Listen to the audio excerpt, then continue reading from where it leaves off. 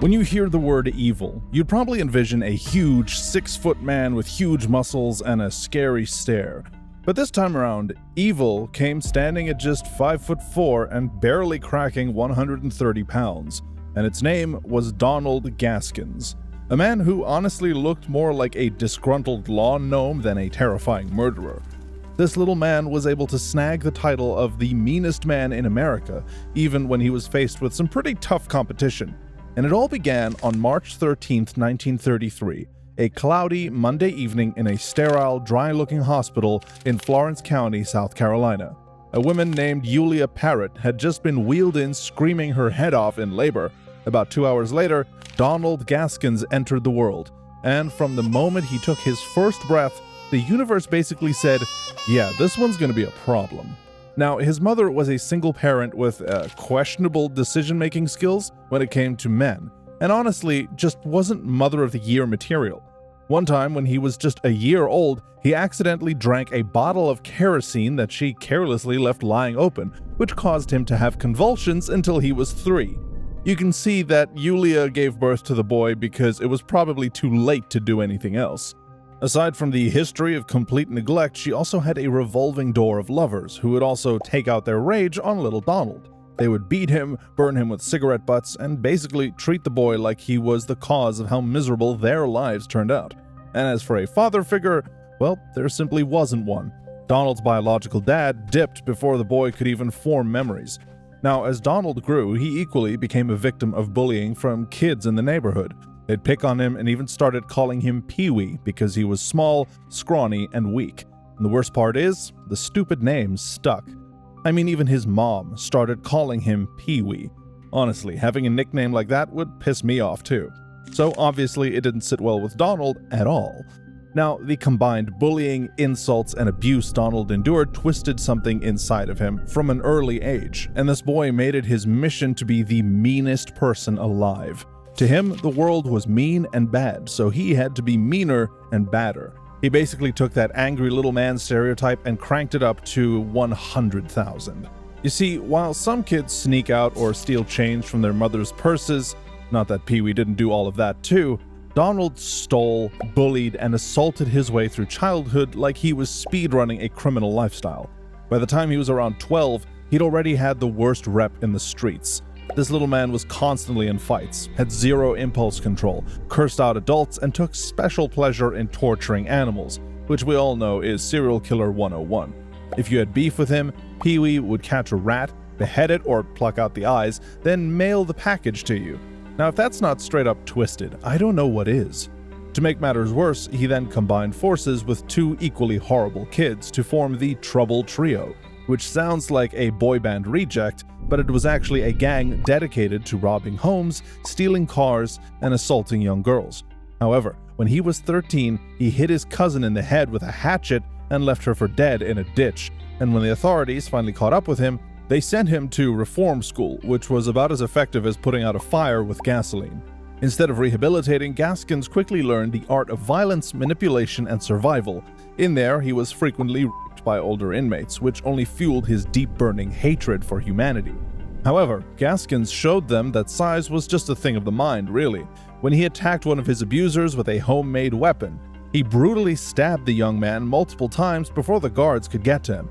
After this, Gaskins was sent to solitary confinement, but this single act of madness had earned him a reputation that he lived up to very, very well. In 1951, after doing his 5 years at the reform school, he was released at the age of 18 and got a job working on a tobacco plantation. But just 2 years later, Pee-wee was bundled off to prison again, but this time it was for attacking a teenage girl with a hammer because she allegedly insulted him. He was sentenced to 6 years imprisonment at the South Carolina Penitentiary, and even then he still managed to kill the most feared man in the prison, Hazel Brazel, in what Gaskins claimed was self-defense. How does that even happen? Well, this earned him the respect of his fellow inmates, but also added an extra 3 years in prison for involuntary manslaughter to his sentence.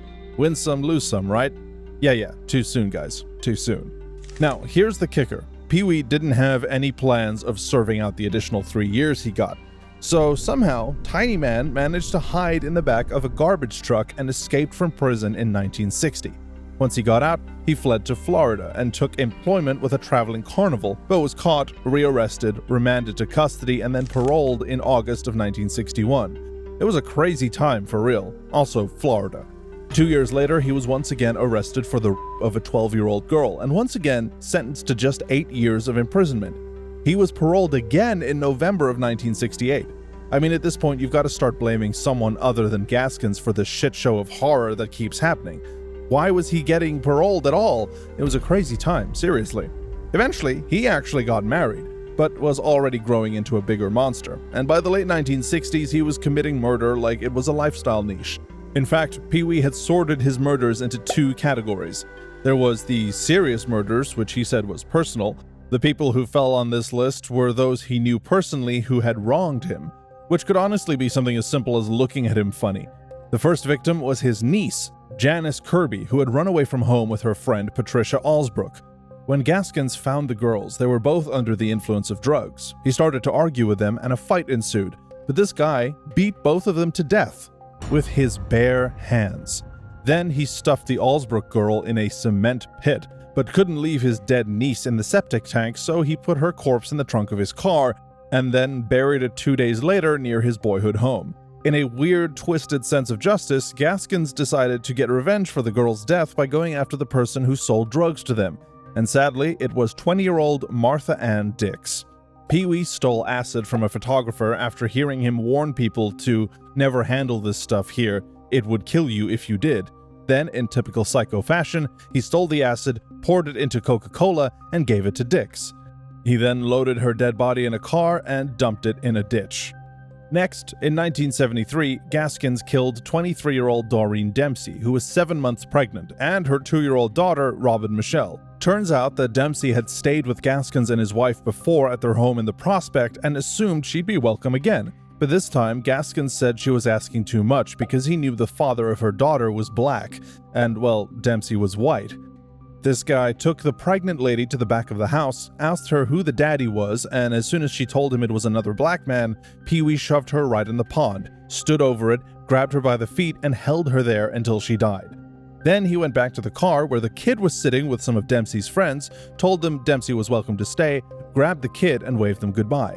Then he walked back to the pond and held the baby under for several minutes until she too was dead. Then, in June of 1974, Johnny Sellers, 36, and Jessie Ruth Judy, 22, who lived together in Charleston, were the next to die. Apparently, Gaskins owed the Sellers money for getting him out of jail, but he didn't want to pay, so Gaskins invited Johnny to the woods, saying he had stashed stolen goods there, and once they got there, he shot the guy point blank.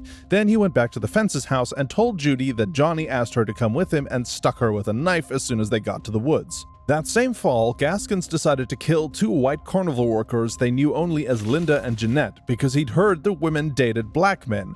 He said he shot both in the head at the Isle of Palms, just like that. He even had this habit of moving around with dynamite just in case he needed to blow somebody up. Let that sink in. This guy walked around with a freaking bomb as a preventative or cautionary measure.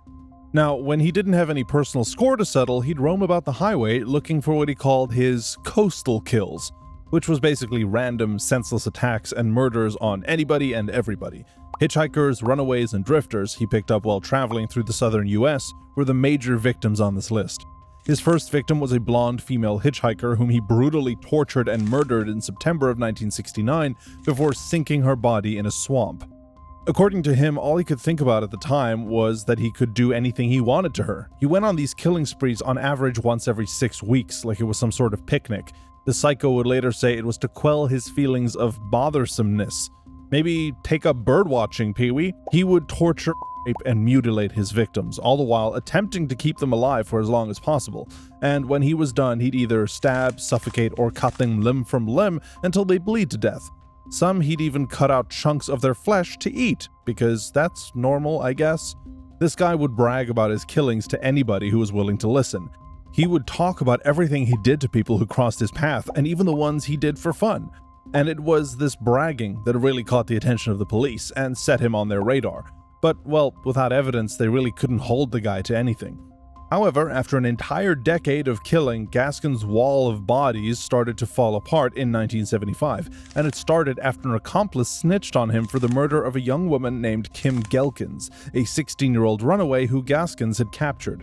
She was raped by him and his friends on a daily basis, and when he got tired, he brought Gaskins to a dirt road near the Florence-Williamsburg county line, shot her in the back of the head, then stabbed her in the abdomen. This snitching was the light that set the gunpowder on fire, because when the cops got him in custody, the floodgates just opened. Gaskins actually started confessing to dozens of murders. At first, they thought the pint-sized man was just joking. But when he started leading authorities to multiple burial sites across South Carolina, that's when they realized he was as serious as a heart attack. In 1976, he was convicted of 8 murders and sentenced to death, which was later commuted to life without parole for some reason. Oh, that's right, South Carolina temporarily abolished the death penalty. Whoops. Now, you'd think this would be the close of the chapter, right? Well, it wasn't, because even in prison, this man could not resist the urge to kill. In 1982, he managed to assassinate another death row inmate, Rudolph Tyner, by rigging a homemade bomb inside a radio. Yeah, you heard that right. He literally pulled off a Looney Tunes-style murder in maximum security. But it was this stunt that sealed his fate, because on September 6, 1991, Donald Henry Gaskins was executed in the electric chair. And just like that, the meanest man in America was finally put down.